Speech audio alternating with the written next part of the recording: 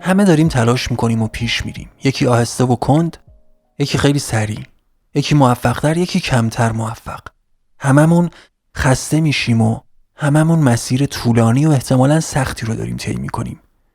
یه عده از ما خسته میشن و دیگه ادامه نمیدن. یه عده بدون توقف پیش میرن و به هدف بزرگشون هم میرسن، بعد خسته میشن و میستن. عده‌ای اما گاهی میرن گاهی میستن، استراحت میکنن و در نهایت باز به هدفشون میرسن. همه ما قهرمان‌های زندگی خودمون هستیم. همیشه قهرمان‌ها پیروز نمیشن، اما قهرمان‌های زیادی شکست میخورن و درباره‌شون کسی صحبت نمیکنه. قهرمان‌های زیادی حتی به هدف میرسن و باز کسی درباره‌شون صحبتی نمیکنه. عده محدودی اسم در میکنن و مردم درباره‌شون حرف میزنن. رسانه راجبشون محتوا تولید میکنه، به ما انتقال میده. اونا میشن قهرمان‌ها و الگوهای زندگی ما و ما میشیم پیروان قوانین قهرمان‌هایی که پیرو قوانین زندگی خودشون هستن. قوانین شخصی خودشونو دارن که حالا اون قوانین الگوهای جدید زندگی ما هم قرار میگیرن. حتما خیلی دیدید 21 روتین صبحگاهی فلان آدم موفق، 4 کاری که فلان آدم موفق هر روز انجام میده، فلانی راز موفقیت رو فاش کرد. همه اینا قوانین زندگی خودشون که نسبت به شخصیت و کاراکتر خودشون طراحیش کردن رو برای ما دارن تجویز میکنن و ما انجام میدیم و توی خیلی از موارد موفق هم نمیشیم و هر روز به تعداد آدمای افسرده و ناامید این زمین اضافه میشه. سلام، من مانی هستم و شما دارید اپیزود 6 از فصل دوم پادکست مینیمال شیب رو میشنوید. توی این اپیزود ترجیح دادیم یه بخش تکمیلی برای اپیزود قبل ترتیب بدیم، به این دلیل که گستردگی موضوع تفاوت‌ها و استفاده تجاری از این مقوله خیلی زیاده و تیم مینیمال شیب لازم دونست این موضوع رو بازتر کنه. آخر همین اپیزود یه تکنیک خیلی کاربردی هم بهتون معرفی میکنیم که توی مسیر پیدا کردن کاراکتر واقعی خودمون به شدت میتونه مؤثر عمل کنه. امیدواریم بتونیم در کنار هم مسیر دلخواه و شخصی سازی شده خودمون رو داشته باشیم و بتونیم با انتخابای خودمون به سمت موفقیت‌های مختص خودمون پیش بریم. مینیمالیسم میتونه سفر خودشناسی ما باشه امروز.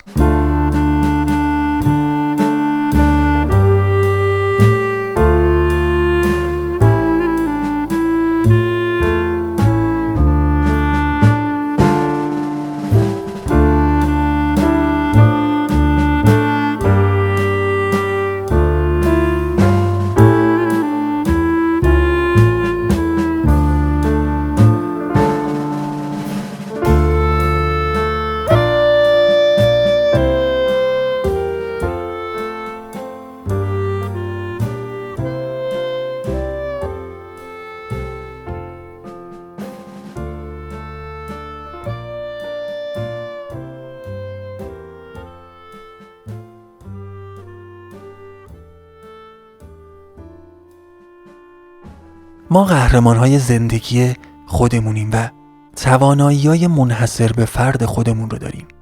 چیزایی رو داریم که نفر بغل دستیمون نداره. نفر بغل دستیمون هم همینطور چیزایی رو داره که ما نداریم. ما توی دیدگاه و تفکر مینیمالیستی فهمیدیم که افکار ما باید ساخته و پرداخته خودمون و در حقیقت شخصی سازی شده خودمون باشن. این انحصار و تک بودن رو برای خودمون باید قائل باشیم. یه عزیزی هست خیلی وقتا وقتی میبینمش میگه خیلی مواظب خودت باشی یا از تو فقط یه دونه تو این دنیا هست. اینو به همه میگه تقریبا. این شاید یه جمله انگیزشی به نظر برسه، اما اگه عمیق‌تر بهش نگاه کنیم خیلی میتونیم ازش بهره ببریم. عمق داره این موضوع. ما هر کدوم همونطور که توی اپیزود قبلم تاکید کردیم نسبت به کاراکتر خودمون داریم میچینیم مسیر زندگیمون رو.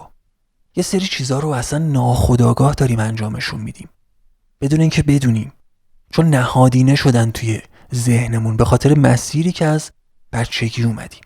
آره باید ایرادها و این چیزا رو باید رفع کنیم، این که حرفی توش نیست، ولی با توجه و شناخت نسبت به خودمون باید این کار رو انجام بدیم، حالا با مراجعه به متخصص این کار یا مطالعه و هر روشی که در دسترس هست. این شناخت میدونید به ما یه دید از خودمون و هدفمون میده، به ما امید و انگیزه واقعی میده، چرا که روشنه.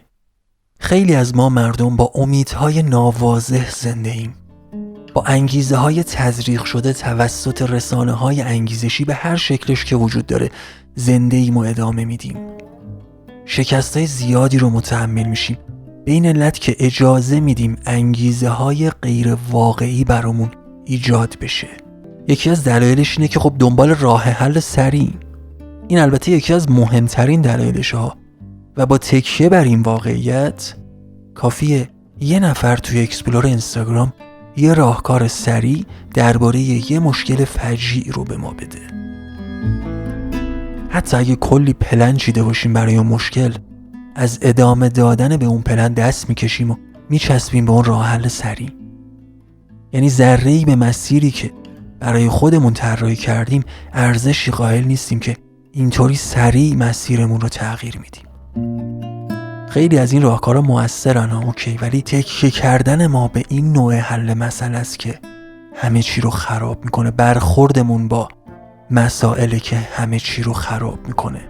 یه جورایی اعتیاد پیدا کردن ما به حل سریع مسئله با هر راهکار و به هر قیمتی. ما هم عاشق رفع سریع مشکلاتیم و اتفاقا هم تلاش میکنیم راحت ترین و سریع ترین راه ها رو پیدا کنیم.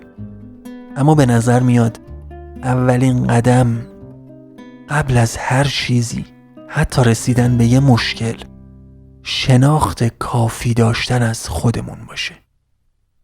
ما زمانی که خودمون رو بهتر بشناسیم، خب در مواجهه با مسائل با توجه و آگاهی از شخصیت خودمون واکنش نشون میدیم.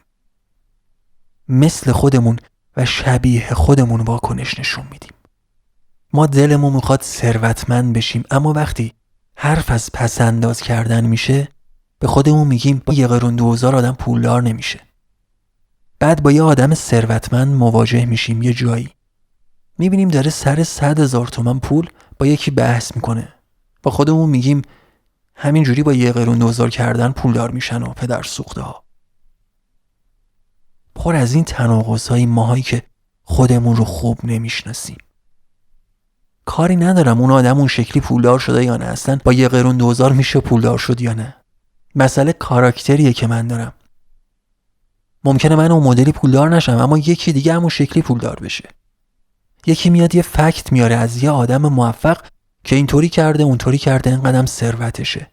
بعد من فردا میرم میچسبم به کارهایی که اون کرده و تهش موفق نمیشم و فرسوده که میشم هیچ.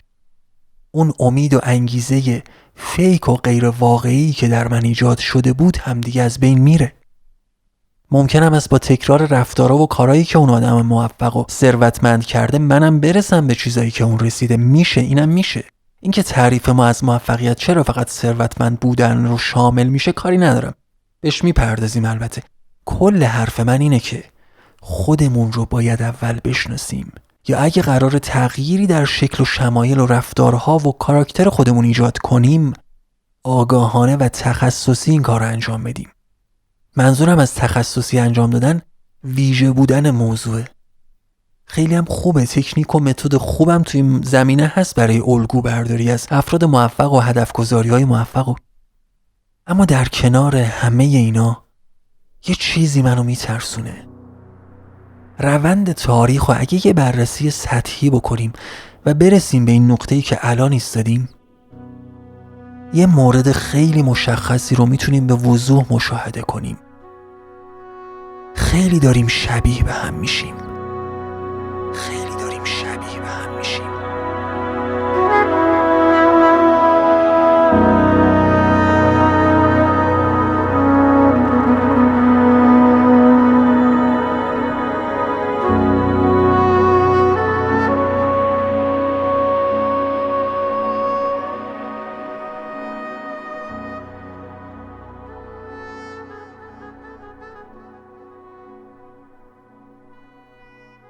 اسپانسر این اپیزود از پادکست مینیمال شیم کافه کوراله. کافه کورال اولین کافه وگن توی بندر انزلیه که در سال 1398 با هدف ترویج گیاهخواری افتتاح شد. بیشتر افراد توی اولین مواجههشون با کافه کورال این تجربه مشترک رو دارن که انگار چند سال صاحبین اون کافه رو میشناسن. کافه کورال یه فضای دلی و خاصه و علاوه بر این که شما رو عاشق گیاهخواری میکنه، تبدیل به یه پاتوق دنج و دلنشین هم میشه براتون. اگه اونورا زندگی میکنین یا روزی به بندر انزلی سفر کردین، حتما یه سر به کافه کورال بزنید.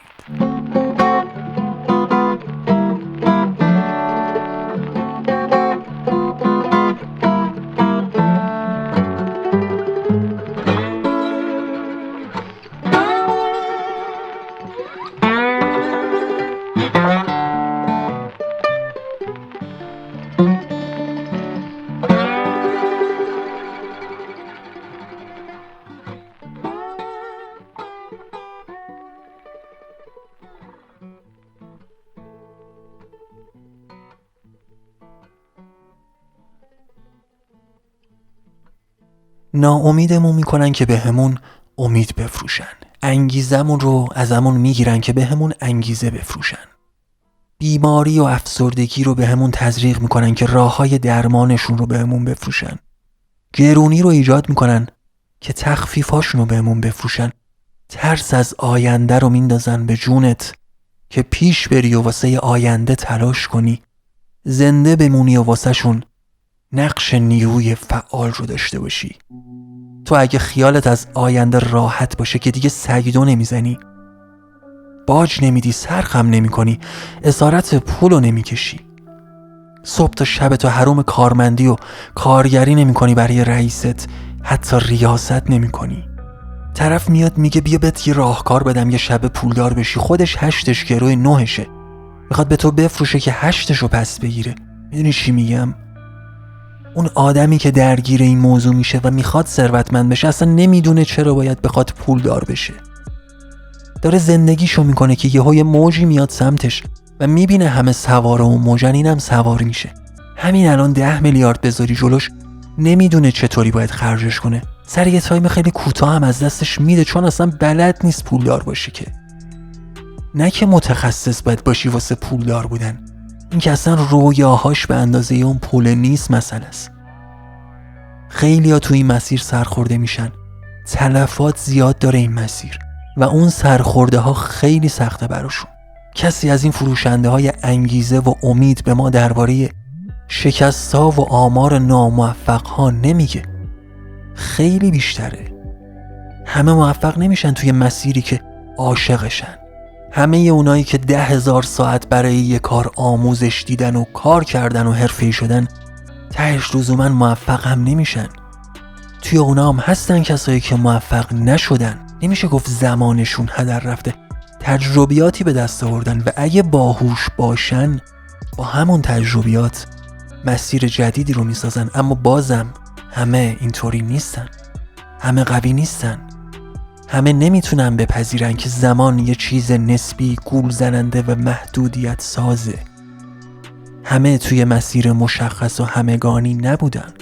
این شبیه هم بودنای تزریق شده به ما عملاً فقط محدودیت ایجاد میکنه توی ذهنمون، ما رو وادار به شبیه هم بودن میکنه. هممون تقریباً آرزوی یه پنتهاوس و یه ماشین مدل بالا رو داریم. همه داریم شبیه هم میشیم. این واضحه و این وضوح داره به ما یه چیزی رو مخابره میکنه که باید بشنویمش، ببینیمش. چرا میخوان همه چی یه شکل باشه؟ چرا کمتر کسی درباره تعادل صحبت میکنه؟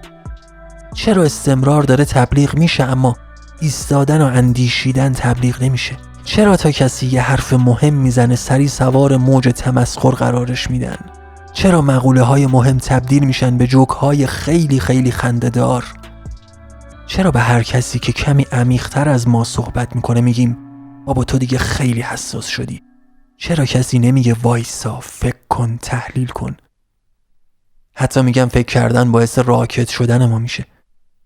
فکر نکنید، فقط انجامش بدید. تا تو به خودت بیای جاتو میگیرن.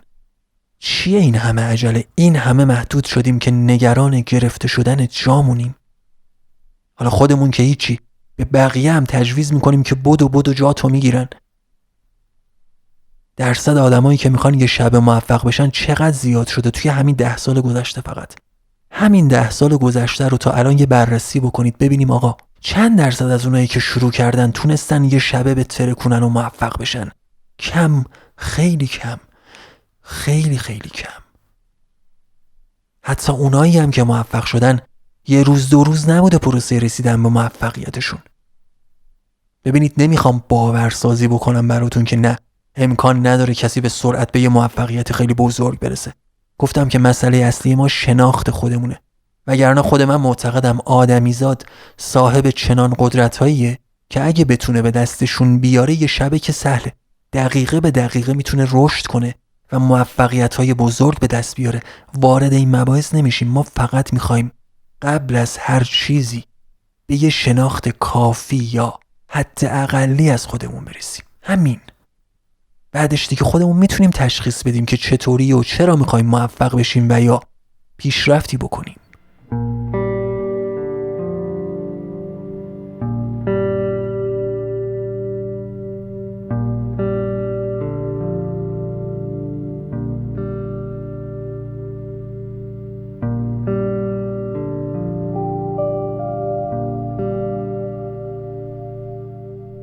توی این دنیای شلوغ پلوغ که همه چی داره با سرعت و ولع پیش میره، آره شاید هیچ کس منتظر کس دیگه ای نمیمونه و مجبوریم سریع باشیم. نمیدونم، ولی یه لحظه به این موضوع فکر کنید. تهش کجاست؟ بالاترین قله‌ای که باید فتحش کنیم کجاست؟ اصلا مسئله نیست. من دنبال عارفانه صحبت کردن و القای عقاید سالکانه نیستم. خودم هم مثل خیلی های دیگه درگیر این مسائلم و دلم میخواد به اون چیزایی که دوست دارم برسم. دلم میخواد خانواده‌مو خوشحال کنم، دلم میخواد حالمو با پول و پیشرفت‌های کوچیک و بزرگ خوب کنم. خودمو نمیخوام جدا کنم از جامعه‌ای که دارم ازش صحبت میکنم. ما گیر کردیم هممون و باید بتونیم با کمک همدیگه خودمون رو بیرون بکشیم از چیزی که ساخته و پرداخته خودمون نیست و وابسته شدیم. بالاترین قله‌ای که باید فتح کنیم کجاست؟ دوست عزیزی که وسط اسکرول کردن ما توی اینستاگرام یهو سبز میشی ما بین هزاران ریلزی که خیلی الگوریتم بلد بودنم میخواد اونجا ظاهر شدن، چرا من مجبورم پولدار بشم؟ کجا رو باید فتح کنم که از نظر تو دیگه آدم معمولی نباشم و قاطی اون درصد مرفه جامعه بشم؟ کجاست اون نقطه‌ای که دست از سر من برمیداری؟ بالاترین قله‌ای که مجبوریم فتح کنیم کجاست؟ کی گفته که تنها المان موفقیت پوله؟ کی میگه تنها تعریف ما از موفق بودن پولدار بودن باید باشه؟ ما با پول به آرامش اگه میرسیم اون آرامشه که موفقیت ماست، نه پول. ما با پول اگه صاحب خونه میشیم اون امنیته که هدف ماست، نه پول. میشه که پولم تعریفمون از موفقیت باشه. مسئله ما تنها تعریف از موفقیت بودنشه. عملاً کلمه موفق مساوی شده با پول داشتن. ساده بگم این تجویزهایی که داره این بر اون بر به خورد ما داده میشه مال یک دونه یا چند شخصیت موفق فقط که ازش الگو برداری شده و داره به فروش میرسه. همین. نه که کار نکنه، کار میکنه، اتفاقا خوبم کار میکنه. اما من فکر میکنم ما اومدیم توی این دنیا که ارتقا پیدا کنیم، نه اینکه همدیگر رو کپی کنیم. اینجوری فقط شبیه هم میشیم. اونم تازه شبیه و کپی دست چندم از یه اصلی که اجازه تنوع در روند رشد بهش داده نمیشه با کپی شدن مداومش. چرا داریم این همه شبیه به هم میشیم؟ کیا دارن این مسیر رو هموار میکنن؟ چرا داریم این همه شبیه به هم میشیم؟ کیا دارن این مسیر رو هموار میکنن؟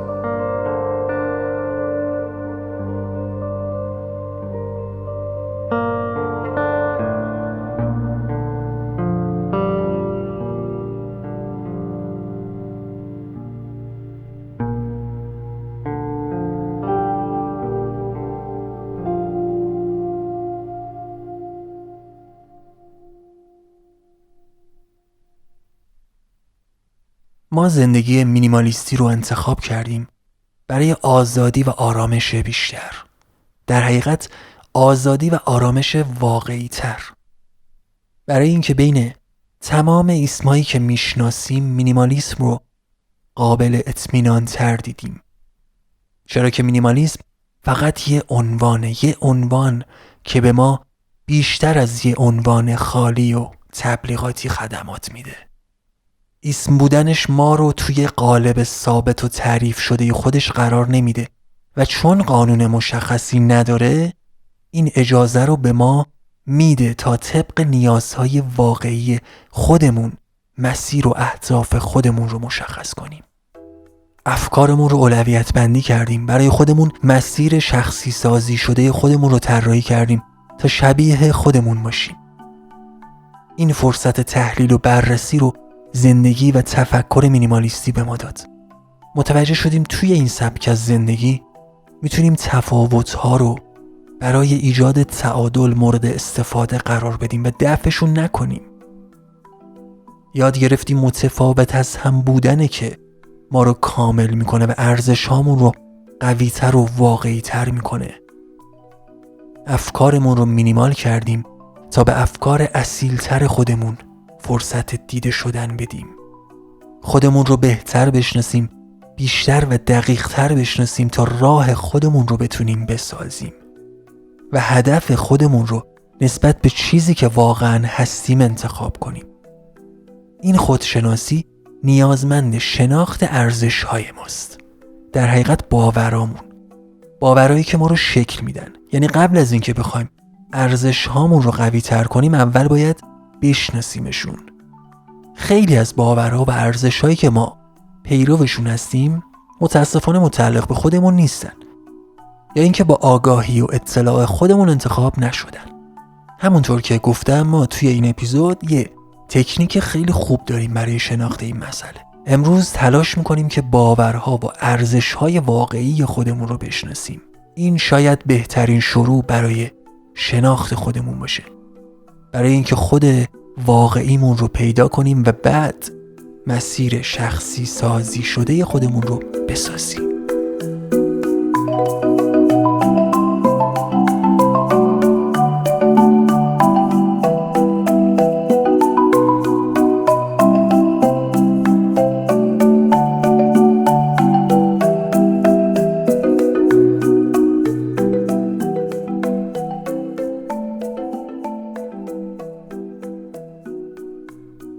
یه کاغذ و یه قلم یا هر چیزی که بتونید توش یه لیست بنویسید رو تهیه کنید. توی این تکنیک اولین کاری که میکنیم نوشتن یه لیست از ارزش‌های احتمالی خودمونه. یعنی چی؟ در حقیقت هر چیزی که فکر میکنید براتون ارزشه، مهمه و اهمیت داره. به درست و غلط بودنشون کاری نداشته باشید. این لیست میتونه هر چقدر که بخواید طولانی باشه. خودتون رو رها کنید و هر چیزی که براتون ارزش هست رو بنویسید. هر چیزی که براتون مهمه. توی مرحله بعدی همین ارزش‌هایی که نوشتید رو اولویت بندی می‌کنید. از خودتون بپرسید که من از 1 تا 10 چقدر اهمیت میدم به این ارزشی که نوشتم؟ به لحاظ روحی، روانی، جسمی. چقدر واقعا از درون بهش باور دارید؟ چقدر با دیدنش حالتون بهتر یا بدتر میشه؟ بررسیش کنید با دقت و با گذر زمان همراه باشید. زمان متعلق به شماست. آروم پیش برید. راحت و آسوده زمانتون رو در اختیار خودتون بذارید. برای تک تک ارزش‌های موجود در لیستی که نوشتید این امتیازدهی رو انجام بدید. حالا شما ارزش‌های احتمالی خودتون رو طبق اولویت بندی پیش روتون تقریبا به دست آوردید. 3 الی 10 تا از مهمترین هاشون که نمره بالایی دارن رو انتخاب کنید و توی یه برگه دیگه جداگانه بنویسید و بذارید کنار بمونه. حالا یه صفحه جدید باز کنید و توش این چند تا سوال رو بنویسید. سوال اول: چیزایی که بیشتر از همه تو زندگی دوست دارم چیا هستن؟ سوال دوم: چیزایی که بیشتر از همه تو زندگی ازشون متنفرم چیا هستن؟ سوال سوم: اگه آزاد بودم که هر کاری در جهان انجام بدم اولین کاری که میکردم چی بود؟ سوال چهارم: بهترین نسخه من چه کسیه و چه ویژگی هایی داره؟ سوال پنجم: من چه ویژگی های مثبتی دارم؟ سوال 6: من چه ویژگی‌های غیر مثبتی دارم؟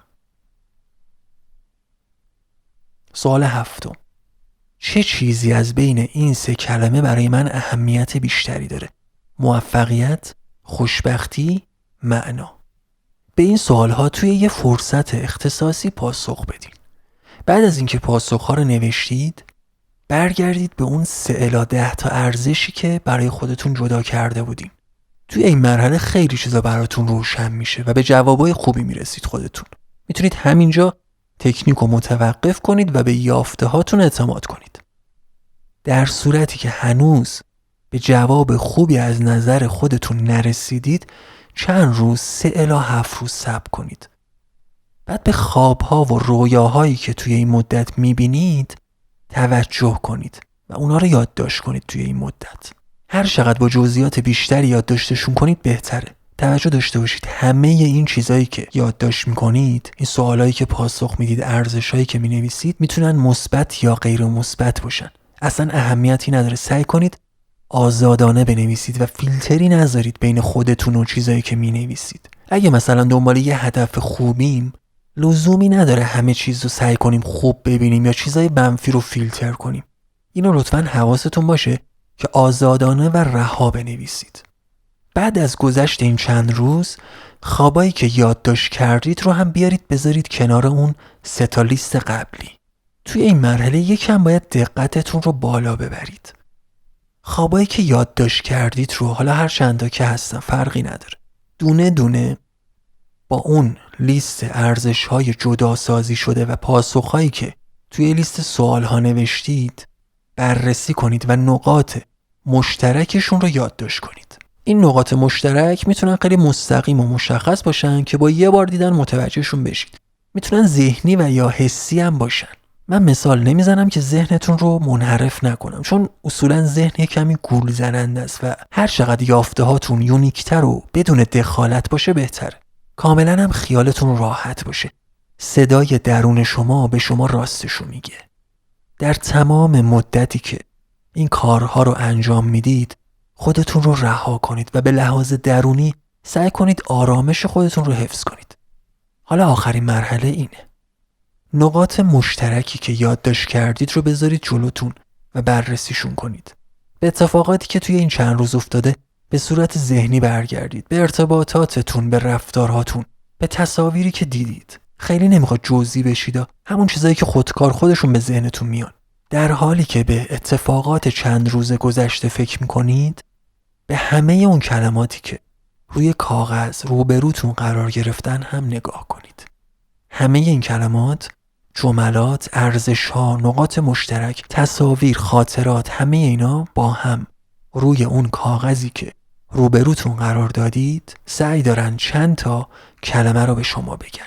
دقت کنید و کلماتی که به نظرتون مهم و معنادار میرسن رو از توی اون کاغذ استخراج کنید و توی یه صفحه جدید بنویسید.